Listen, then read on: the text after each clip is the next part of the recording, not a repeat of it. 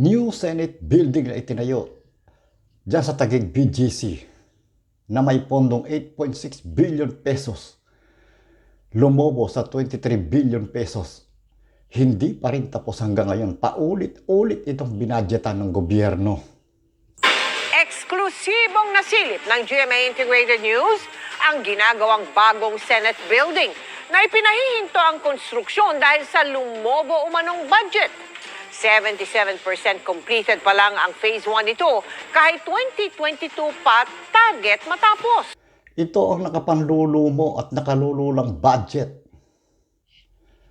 sa mga instrukturang ipinatatayo ng gobyerno.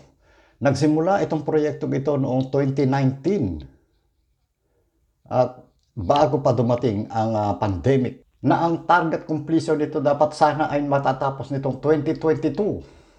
Subalit idinadahilan ang pagkakadelay noong 2020 sa pandaigdigang pandemic. Bakit nga ba ganyang kamahal itong tanggapan na ito ng Senado? Gayong iilan lamang sa kanila ang nakakaintindi ng batas. Karamihan sa kanila ay hindi naman kwalipikadong maging senador.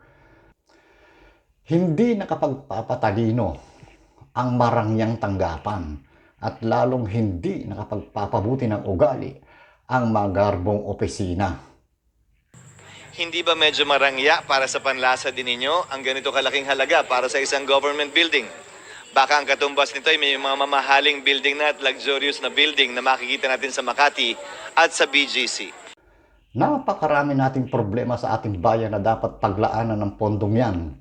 Katulad na lamang ng mga evacuation center ng ating mga kababayang lagi na lamang tinatamaan ng mga kalamidad sa ating bansa na hindi malaman kung saan sila sisilong.